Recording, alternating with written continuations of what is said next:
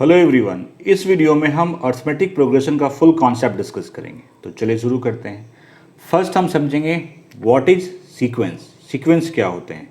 यहाँ पे मैंने कुछ नंबर लिख रखे हैं, अब समझते हैं सीक्वेंस क्या होता है। यहाँ पे है 1 2 3 4 सो ऑन। तो देखिए ये जो नंबर लिखे गए हैं ये एक पैटर्न के तहत लिखे गए हैं। इसके अंदर एक पैटर्न है, वो पैटर्न क्या है वो समझते हैं। अगर आप 1 में 1 ऐड करेंगे तो 2 मिल जाएगा, 2 में 1 ऐड करेंगे 3 मिलेगा, 3 में 1 ऐड करेंगे 4 मिलेगा। तो पैटर्न क्या है कि पीछे वाले नंबर में अगर आप 1 ऐड करेंगे तो आपको नेक्स्ट नंबर मिल जा रहा है। तो अगर मैं पूछूं कि नेक्स्ट टर्म क्या होगा तो बता देंगे, क्योंकि 4 में अगर आप 1 ऐड करेंगे तो 5 आ जाएगा, इसके नेक्स्ट क्या आएगा 6 आएगा। तो ये क्या था, एक पैटर्न को फॉलो करते हुए एक नंबर लिखा गया था।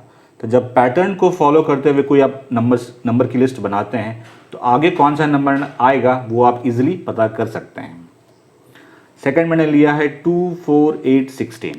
इसमें भी एक पैटर्न फॉलो हुआ है।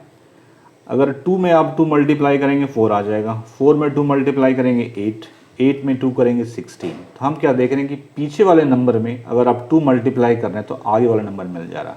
अगर मैं पूछूं इसके बाद कौन सा टर्म आएगा तो 2 मल्टीप्लाई करना है पीछे वाले नंबर में, तो 16 में 2 मल्टीप्लाई करेंगे तो 32 आ जाएगा, इसके बाद 64 आ जाएगा, सो ऑन। एक लास्ट मैंने लिया है ये 100 90 80 70। 100 में 10 माइनस कीजिए 90 मिल जाएगा, 90 में 10 माइनस कीजिए 80 मिल जाएगा, 80 में 10 माइनस कीजिए 70 मिल जाएगा। तो ये भी एक पैटर्न के तहत लिखा हुआ है कि पीछे वाले नंबर में आप 10 माइनस कीजिए आगे वाला नंबर मिल जाएगा। तो 70 में अगर आप 10 माइनस करेंगे तो 60, इसके नेक्स्ट 50। अब एक मैं एक मैं नंबर लिख रहा हूँ 5 15 18 33। अब मैं पूछूं आगे का टर्म क्या होगा, बता पाएंगे आप? नहीं बता पाएंगे, क्योंकि इसमें कोई पैटर्न फॉलो हुआ ही नहीं है। तो ये सीक्वेंस नहीं है। ये तीन क्या थे? सीक्वेंस थे। This called sequence. इसकी डेफिनेशन है a sequence is a list of numbers arranged according to a specific rule और पैटर्न। अगर नंबर्स लिस्ट ऑफ नंबर्स किसी स्पेसिफिक रूल या पैटर्न को फॉलो करते हुए लिखा गया है that is called sequence. Sequence के 3 टाइप्स हैं, arithmetic sequence, geometric sequence and harmonic sequence. Geometric और हार्मोनिक आपको नहीं पढ़ना है इस क्लास 10 में, वो आपको आगे क्लास में पढ़ना है। अभी हमें सिर्फ पढ़ना है अर्थमेटिक सीक्वेंस। अब देखते हैं what is arithmetic sequence. Arithmetic sequence, ये अर्थमेटिक सीक्वेंस का एग्जाम्पल है। अब देखिए इसमें क्या पैटर्न फॉलो हुआ है।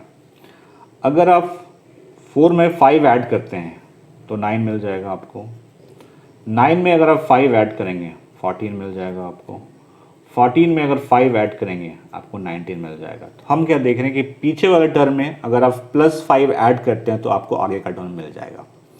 या फिर आप ये कहें कि आगे वाले नंबर में जस्ट पीछे वाले नंबर को माइनस कीजिए, 9 में 4 माइनस करेंगे क्या मिलेगा 5, 14 में 9 को माइनस कीजिए क्या मिलेगा 5, 19 में 14 को माइनस कीजिए क्या मिलेगा 5।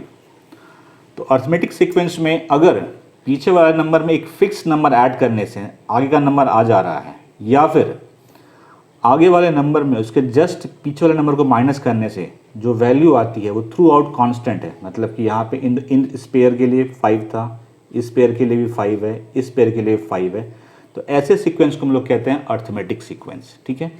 और सीक्वेंस का जो पहला नंबर होता है उसको कहते हैं फर्स्ट टर्म। फर्स्ट टर्म को हम लोग ए से करते हैं रिप्रेजेंट, या फिर उसको कहते हैं A1, ए कहिए या A1 कहिए, that is called first term. ये है फर्स्ट टर्म। और ये जो डिफरेंस है, डिफरेंस क्या है? कॉमन है। हर पेयर का डिफरेंस क्या है? कॉमन। तो इसको कहते हैं कॉमन डिफरेंस। कॉमन डिफरेंस का सिंबल होता है स्मॉल डी, ठीक है। कॉमन डिफरेंस नाम इसलिए पड़ा क्योंकि डिफरेंस जो है वो कॉमन है। अब जैसे अगर ये आपके पास सीक्वेंस है और अगर मैं पूछूं कि इसका 50th टर्म क्या होगा, मतलब कि A50 क्या होगा, तो ऐसे तो बहुत टाइम लगेगा अगर +5 करते जाएंगे। इसके लिए हमें एक फार्मूले की ज़रूरत है, तो वो फार्मूला हम लोग डिराइव करेंगे। इस सीक्वेंस में फर्स्ट टर्म है 4, तो A1 4 है, A2 सेकेंड टर्म 9 है। तो हमने क्या किया है, पीछे वाले टर्म में 5 ऐड किया है, मतलब 4 + 5 किया है। थर्ड टर्म A3 है वह। फर्स्ट टर्म में हमने 5 को 2 बार ऐड किया है, 5 + 5 तो लिख सकते हैं 4 + 2 × 5। फोर्थ टर्म देखिए, फोर्थ टर्म में हमने क्या किया है, 4 में हमने 5 को 3 टाइम ऐड किया है, 1 टाइम 2 टाइम 3 टाइम, इसको लिख सकते हैं 4 + 3 × 5 लिख सकते हैं। अब यहाँ पे एक पैटर्न दिख रहा है मुझे, जैसे देखिए मुझे यहाँ पे अगर थर्ड टर्म निकालना था तो हमने यहाँ पे क्या किया, 2 से मल्टीप्लाई किया, मतलब 1 लेस करके मल्टीप्लाई किया। फोर्थ टर्म निकालना था हमने यहाँ पे 1 लेस करके 4 - 1 3 5 से मल्टीप्लाई किया। ये 5 क्या है, कॉमन डिफरेंस, ठीक है। 5 यहाँ ये लीजिए 5 या ये लीजिए 5, दोनों तो 5 ही है, तो कॉमन डिफरेंस। इसी तरह से अगर आप करते चले जाएंगे और अगर आपको निकालना हो an, कैसे क्या होगा, 4 प्लस, इस केस के लिए बात कर रहा हूँ मैं, 4 प्लस 1 लेस करना है यहाँ से n - 1 × 5 होगा। ये क्या है, फर्स्ट टर्म, तो a प्लस n - 1 × ये 5 क्या है, कॉमन डिफरेंस। तो ये nth टर्म निकालने का फॉर्मूला है, nth term equals to first term plus number of terms -1 × common difference, ठीक है। अर्थमेटिक सीक्वेंस को पहचानने का सबसे आसान तरीका है कि आप आगे वाले टर्म में पीछे वाले टर्म को माइनस कीजिए, 2-3 का करके देखिए, अगर जो डिफरेंस है वो कॉमन है तो वो अर्थमेटिक सीक्वेंस है। फॉर एग्जांपल मैं पूछता हूँ 3 5 7 9, क्या ये अर्थमेटिक सीक्वेंस है या अर्थमेटिक प्रोग्रेशन है? हाँ है, क्यों? 5 - 3 2, 7 - 5 2, 9 - 7 2। क्लियर है, एक फॉर्मूला निकल गया। इसमें 2 फार्मूले और हैं। अब देखेंगे हम लोग अर्थमेटिक सीरीज़ क्या होता है और उसमें हम लोग सम ऑफ n टर्म्स कैसे निकालते हैं। अर्थमेटिक सीरीज़, अर्थमेटिक सीक्वेंस में जो नंबर हैं अगर उनके बीच प्लस या माइनस का साइन लगा हुआ है तो उसी को कहते हैं अर्थमेटिक सीरीज़। तो इसमें आपको सम ऑफ n टर्म्स या फिर sum of first 10 terms, sum of first 15 terms, ऐसा क्वेश्चन आपको सॉल्व करने के लिए आएंगे। तो देखिए अगर सम ऑफ n टर्म्स निकालना है तो उसका फॉर्मूला होता है n/2 2a plus n - 1 × d, जहाँ पे n है नंबर ऑफ टर्म्स, लिख लीजिए आप, नंबर ऑफ टर्म्स मतलब कितने टर्म हैं, a है फर्स्ट टर्म,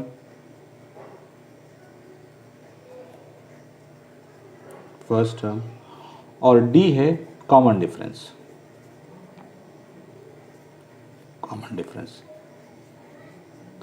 अगर ये फॉर्मूला पता है आपको, चाहे अगर 10th term some of 10 term निकालना हो, 20 निकालना हो, कोई भी हो आपको निकाल सकते हैं। अब थोड़ा सा इसको हम थोड़ा एक सॉल्व भी करेंगे। n/2 को मैं n/2 रहने देता हूँ और इसको मैं 2a को लिख रहा हूँ a प्लस n - 1 × d। ऐसा लिख सकते हैं क्या? लिख सकते हैं। n/2 a, अगर आप याद कीजिए तो ये वाला क्या था, ये था nth टर्म का फॉर्मूला, तो n/2, तो यहाँ पे लिख देंगे हम a प्लस n an। तो देखिए सम ऑफ n टर्म्स में आप इस फार्मूले को भी यूज़ कर सकते हैं और इस फार्मूले को भी यूज़ कर सकते हैं, लेकिन डिपेंड करता है डेटा पे। अगर आपको फर्स्ट टर्म पता है, लास्ट टर्म पता है और नंबर ऑफ टर्म्स पता है तो आप इसको यूज़ करेंगे, और अगर आपको लास्ट टर्म नहीं पता है तब आप ये वाला फार्मूला यूज़ करेंगे। एक लास्ट फार्मूला बता रहा हूँ मैं, nth टर्म निकालने का एक फार्मूला होता है sum of n terms minus sum of n - 1 term. बस क्लास 10 में सिर्फ इतने ही फार्मूले थे। पहला फार्मूला था, मैं लिख दे रहा हूँ एक बार फिर से, nth term equal to a plus n - 1 × d। nth term निकालना हो तो first term plus number of terms -1 × common difference, ठीक है। दूसरा था अगर सम ऑफ n टर्म्स निकालना हो तो एक फार्मूला है n/2 × 2a plus n - 1 × d। दूसरा है n/2 a प्लस an, अगर फर्स्ट टर्म और लास्ट टर्म पता है। और nth टर्म निकालने का फॉर्मूला है sum of n terms minus sum of n - 1 term. ये फार्मूला शायद आपके बुक में नहीं है, लेकिन फिर भी हम इसको यूज़ कर सकते हैं क्योंकि ये बिल्कुल वैलिड फार्मूला है। तो जितने फार्मूले थे और कॉन्सेप्ट था वो मैंने आपको दे दिया। अब हम लोग क्वेश्चन सॉल्व करेंगे। Exercise 5.1 question 1, in which of the following situation does the list of numbers involve make an arithmetic progression and why. Question 1 के टोटल 4 पार्ट है। कह रहा है हर पार्ट में जो नंबर इन्वॉल्व हैं, जो नंबर आ रहे हैं, वो अर्थमेटिक प्रोग्रेशन में हैं या नहीं, वो हमें बताने हैं, और अगर हैं तो रीज़न भी बताने हैं। फर्स्ट पार्ट है the taxi fare after each kilometre when the fair is ₹15 for first kilometre and ₹8 for each additional kilometre. कह रहे हैं कि टैक्सी फेयर कुछ इस तरह से है। अगर आप फर्स्ट किलोमीटर सिर्फ 1 किलोमीटर जाते हैं तो ₹15 चार्ज लगेगा। उसके बाद जितने एडिशनल किलोमीटर होंगे उसमें आपको ₹8 ऐड करना पड़ेगा। मतलब कि फेयर फॉर 1 किलोमीटर है ₹15। फेयर फॉर सेकंड किलोमीटर, मतलब अब इसमें 15 में 8 ऐड होते चला जाएगा, मतलब हर एडिशनल किलोमीटर के लिए ₹8 ऐड होंगे। तो 15 + 8 that is ₹23। Fair for third kilometre, इसमें 8 ऐड करेंगे हम, 23 + 8 means ₹31। Fair for 4 kilometre, 4 kilometre में इसमें फिर ₹8 ऐड करेंगे हम, 31 + 8 दैट इज ₹39। इसको सीक्वेंस लिख लेते हैं। सीक्वेंस इसको जिस तरह से आया है 15, 23, 31, 39 सो ऑन। तो बताना है क्या ये AP में है। देखिए हाँ ये AP में है। कैसे? 15 में 8 ऐड करेंगे आपको 23 मिलेगा, 23 में 8 ऐड करेंगे 31 मिलेगा, 31 में 8 ऐड करेंगे 39 मिलेगा। तो हम क्या देख रहे हैं, हर पीछे वाले टर्म में 8 ऐड करने से हमें नेक्स्ट टर्म मिल रहा है, इसका मतलब AP में है। तो हम कहते हैं yes it forms an AP because every next term is 8 more than the preceding term. हर आगे वाला टर्म पीछे वाले टर्म से 8 ज़्यादा है, इसलिए ये AP में है। Now coming to the second part. Second part, the amount of air present in a cylinder when a vacuum pump removes 1/4 of the air remaining in the cylinder at a time। एक cylinder है, इसमें कुछ air है और एक vacuum pump है। वो vacuum pump इस सिलेंडर में जितना एयर है उसका 1/4 एयर बाहर निकाल देता है हर बार। ठीक है, आपको बताना जो नंबर्स इस तरह से जो नंबर्स आएंगे वो AP में है या नहीं है। तो मैं एज्यूम कर लेता हूँ कि इस सिलेंडर में जो एयर है वो है 16 लीटर। अब आप बोलेंगे आपने 16 लीटर क्यों एज्यूम किया? तो देखिए आप 16 एज्यूम कर सकते हैं, आप X एज्यूम कर सकते हैं, आप 64 एज्यूम कर सकते हैं। X अगर एज्यूम करेंगे तो थोड़ा सा कैलकुलेशन डिफिकल्ट हो जाएगा। अगर आप कोई 4 का मल्टीपल लेंगे लाइक 16 या 64 तो आपको ईजी रहेगा। तो मैंने यहाँ पे लिया है, हम तो कुछ भी एज्यूम कर सकते हैं, तो हमने 16 लीटर एज्यूम कर लिया है क्योंकि ये 4 का मल्टीपल है और 4 डिवाइड करेंगे तो हमें एक एग्जैक्ट नंबर मिल जाएगा। तो ये इनिशियल वॉल्यूम है। Let initial volume of air present in cylinder is 16 litre. अगर पंप फर्स्ट टाइम रिमूव करता है, अगर फर्स्ट टाइम रिमूव करेगा तो कितना एयर बचेगा?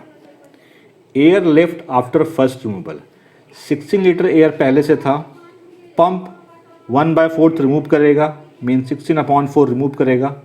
तो 16 में अगर 16/4 माइनस करेंगे तो आपका जो रिमेनिंग एयर है आफ्टर फर्स्ट रिमूवल वो मिल जाएगा। 4 से ये 4 टाइम में cancel, 16 - 4 that is 12 litre. Air left after second removal, जब पंप दूसरी बार निकालता है उसके बाद कितना एयर बचेगा? अभी कितना एयर बचा हुआ है? 12 बचा हुआ है। ठीक है, फिर कितना निकालेगा? 1/4, 12 का 1/4 निकालेगा। तो 4 से 3 टाइम में कैंसिल, तो 12 - 3 that is 9, 12 - 3 that is 9 litre. ठीक है, अब आगे निकालने की ज़रूरत नहीं है। तो सीक्वेंस क्या बना? 16, पहला 16 है, फिर 12, फिर 9, इस तरह बढ़ेगा। आपको बताना है AP में है नहीं। ये फर्स्ट टर्म है, ये सेकेंड टर्म है, ये थर्ड टर्म है। ठीक है, हम निकालते हैं डिफरेंस, मतलब second term minus first term निकालते हैं। A2 - A1, A2 12 है, A1 16 है, -4, A3 - A2, A3 is 9, A2 is 12 -3। तो देखिए difference A2 - A1 second term minus first term का डिफरेंस -4 है। Third term minus second term, इसका डिफरेंस -3 है, मतलब डिफरेंस सेम नहीं आ रहा। डिफरेंस सेम नहीं आ रहा इसका मतलब ये एपी में नहीं है, क्योंकि डिफरेंस सेम होता तभी तो एपी में होता है। लिखिए since difference is not same, difference is not same, therefore it is not an AP, not an AP. Third part, the cost of digging a well after every meter of digging. When it costs rupees 150 for the first meter and rises by rupees 50 for each subsequent meter. कोई कुआं खुद रहा है, ठीक है, कह रहे हैं कि 1 मीटर डिग करने का कॉस्ट है रुपीज़ 150 और उसके बाद जितने मीटर हैं उसमें 50 रुपीज़ आपको ऐड करना चलाना। तो cost of digging a well for 1 metre, जो पहला मीटर है उसका चार्ज है 150, लिख लीजिए आप rupees 150। Cost of digging a well of for 2 metre तो 150 और हर सब्सिक्वेंट मीटर के लिए 50 एक्स्ट्रा लगेगा, तो 150 + 50 दैट इज रुपीज़ 200। क्वेश्चन में ये कह रहे हैं cost of digging well for 3 metre, तो 200 है, 2 मीटर का तो 200 हुआ और 1 मीटर का 50 rupees extra, that is rupees 250। Cost of digging well for 3 metre, for 4 metre, sorry 4 metre, तो अभी 3 मीटर का 250 है, 4 मीटर का +50 ऐड करना पड़ेगा हमें, रुपीज़ 300। सीक्वेंस क्या आया हमारे पास, 150, 200, 250, 300 सो ऑन। तो ये जो कॉस्ट आया है, cost of digging well after every metre of digging, यही है। कह रहे ये एपी में है या नहीं है, हाँ ये एपी में है। देखिए 150 में आप 50 ऐड कीजिए 200 मिलेगा, 200 में 50 ऐड कीजिए 250, 250 में 50 300, या फिर आप ये कह सकते हैं 200 - 150 50 आएगा, 250 - 200 50 आएगा, 300 - 250 50 आएगा, मतलब डिफरेंस सेम है तो ये पी में है। या फिर हम कह सकते हैं कि हर आगे वाला नंबर जो है पीछे वाले नंबर से 50 ज़्यादा है, इसलिए इट इज़ ए पी में है। तो हम कहेंगे yes it forms an A P because every next term is 50 more than the preceding term, हर पीछे वाला टर्म से 50 ज़्यादा है next term. Fourth part, the amount of money in the account every year, इसकी लिस्टिंग करनी है हमें। Amount of money in the account every year, account में हर साल के एंड में कितने पैसे आएंगे उसकी लिस्टिंग बनानी है। When rupees 10,000 is deposited at compound interest at 8% per annum, जब हम 10,000 डिपॉजिट करते हैं at the rate of 8% per annum के कंपाउंड इंटरेस्ट पे। इसके लिए आपको एक फॉर्मूला पता होना चाहिए। अमाउंट निकालने का फॉर्मूला होता है, यहाँ ए फॉर अमाउंट है, principal into 1 plus rate upon 100 to the power n। P यहाँ पे प्रिंसिपल है, मतलब जो अमाउंट आप डिपॉजिट करते हैं, मतलब 10,000। आर रेट ऑफ इंटरेस्ट है, मतलब 8 है, और यहाँ पे n ये है नंबर ऑफ ईयर्स। तो फर्स्ट निकालते हैं अमाउंट आफ्टर 1 ईयर। 10,000 अगर डिपॉजिट करते हैं तो 1 ईयर के एंड में कितने पैसे अकाउंट में आएंगे, लगाइए फॉर्मूला। P 10,000 है, ठीक है, 1 प्लस रेट ऑफ इंटरेस्ट 8 है, यहाँ पे 8/100, 1 ईयर का टाइम है तो यहाँ पे 1 आएगा। तो सॉल्व करेंगे हम लोग। सिमिलरली 2 ईयर से निकालना है, सब कुछ सेम रहेगा, सिर्फ यहाँ पे 2 कर देंगे हम। अमाउंट आफ्टर 3 ईयर्स, 3 टर्म से ही क्लियर हो जाता है कि वो एपी है या नहीं है, तो 3 तक ही निकालेंगे हम। 1 प्लस 8/100 होल क्यूब। इन तीनों को पहले कैलकुलेट करते हैं कितना आएगा, ठीक है। 1001 प्लस 8/100 10,000 है ये, 100 एलसीएम आ जाएगा यहाँ पे, तो 100 प्लस 8, ये 0 0 कैंसिल हो गया, ये क्या हुआ 108 इंटू 100 मतलब 10,800 हो गया ये, ठीक है। पहला वाला ये हो गया। अब निकालते हैं स्क्वायर। 10,000 इसका स्क्वायर है तो 108/100 से 2 बार मल्टीप्लाई कर दीजिए, इंटू 108/100।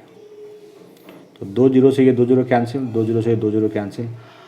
108 को 108 से मल्टीप्लाई करेंगे तो 11664 आएगा। ठीक है, तो पहला वाला है 10,800, दूसरा है 11,664। सिमिलरली अगर आप थर्ड वाला कैलकुलेट करेंगे तो ये आएगा आपका 12,597.12। ठीक है, अब हमारे पास 3 है, देखते हैं एपी में है या नहीं। सीक्वेंस क्या बन रहा है, 10,800, 11,664, 12,597.12। एक चीज़ और, 10,000 आप नहीं ले सकते यहाँ पे, क्योंकि यहाँ पे कह रहे the amount of money in the account every year, मतलब डिपॉजिट करने के बाद। तो 10,000 हम यहाँ पे काउंट नहीं करेंगे, इसलिए हमने 10,000 लिखा भी नहीं है यहाँ पे। अब देखते हैं क्या ये एपी में है।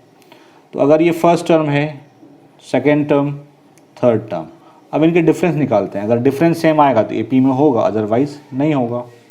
A2 माइनस A1, 11,664 माइनस 10,800, ये 864 आता है। ठीक है, तो A2 माइनस A1 जो है 864 है। अब निकालते हैं A3 minus A2, A3 minus A2, A3 है 12,597.12 माइनस 11,664, इसको माइनस करेंगे तो ये आएगा 933.12। तो देखिए एक डिफरेंस जो है वो 864 आ रहा है और दूसरा डिफरेंस जो है वो 933.12 आ रहा है, मतलब डिफरेंस सेम नहीं है तो एपी में नहीं है। आप लिख लेना, since difference is not same hence it is not an AP. Clear है? इस तरह से मैंने चारों पार्ट सॉल्व कर दिए। कोई क्वेरी कमेंट सेक्शन में पूछिए। वीडियो अच्छा लगा लाइक से जरूर कीजिए। Thank you very much.